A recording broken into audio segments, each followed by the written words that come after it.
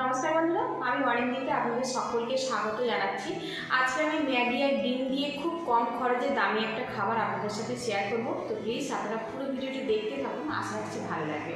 আর বন্ধুরা, আপনাদের কাছে একটাই রিকোয়েস্ট রইল, চ্যানেলটিকে অবশ্যই সাবস্ক্রাইব করে দেবেন। কম খরচে দামি একটা খাবার বানানোর জন্য এখানে আমি 4 প্যাকেট পরিমাণে ম্যাগি নিয়েছি আর নিয়েছি 2টো ডিম। ম্যাগির পরিমাণটা বাড়িয়ে দিলে আপনারা অবশ্যই ডিমের পরিমাণটাও বাড়িয়ে দেবেন। এখানে আমি একটা ছুরি নিয়েছি, ম্যাগির প্যাকেট থেকে ম্যাগিটা আমি আলাদা করে দেব।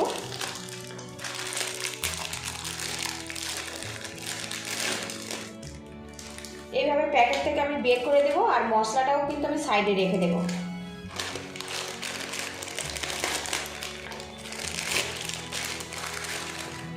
এদিকে দেখুন ম্যাগিগুলো কিন্তু আমি একটা প্লেটে নিয়েছি।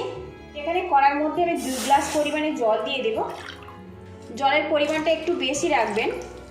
এদিকে দেখুন জলটা কিন্তু ফুটতে শুরু করেছে। এবার এর মধ্যে ম্যাগি দিয়ে দেব। আর এখানে আমি ছোট 4 প্যাকেট ম্যাগি নিয়েছি। আপনারা যদি বড় ম্যাগির প্যাকেট নেন তাহলে 2 প্যাকেট দিয়ে বানাতে পারেন।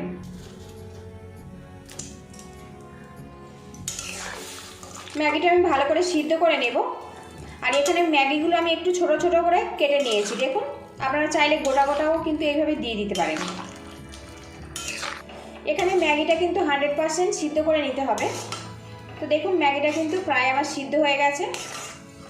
এবার ছাঁকনি দিয়ে আমি ম্যাগিগুলো তুলে নেব জল থেকে। এইভাবে একটু খেয়াল রাখতে হবে যেন এর মধ্যে কোনো রকম জল না থাকে।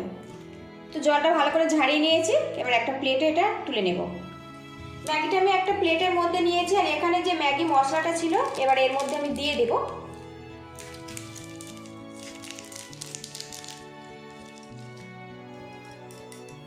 আপনারা কিন্তু মশলাটা কম বেশি করে দিতে পারেন, যতটা স্পাইসি পছন্দ করেন সেই মতো মশলাটা দিয়ে দেবেন। এবারে এর মধ্যে 2টো ডিম দিয়ে দেব।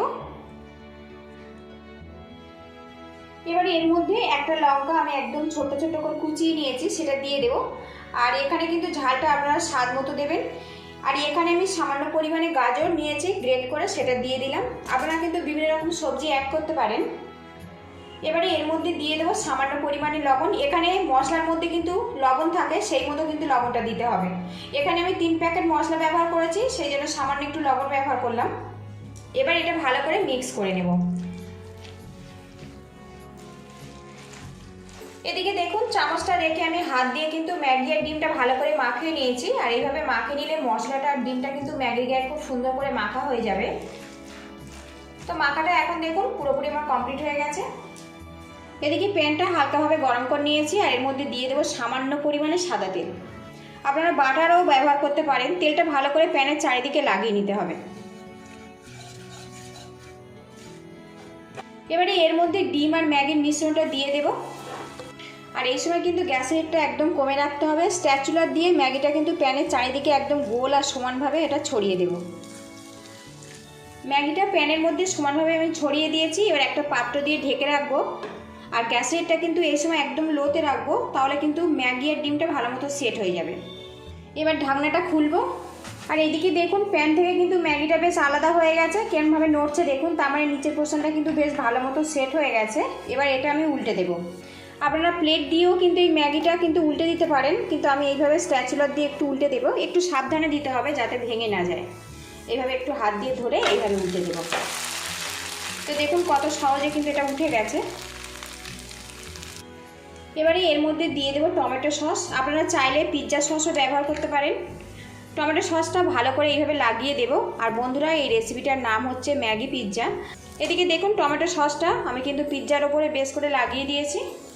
এর মধ্যে দিয়ে দেবো সামান্য পরিমাণে চিলি ফ্লেক্স আর দিয়ে দেবো অরগ্যানো। এবারে এর ওপরে গ্রেট করা চিজ দিয়ে দেব।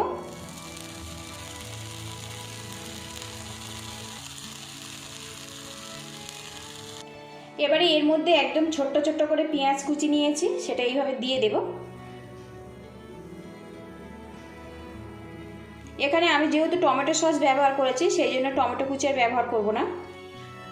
আপনারা যদি বা পিৎজা সস ব্যবহার করেন তো সামান্য টমেটো কুচিও দিতে পারেন। এবারে এর মধ্যে ছোট ছোট করে দেখুন ক্যাপসিকাম কেটে নিয়েছি, দিয়ে দেব।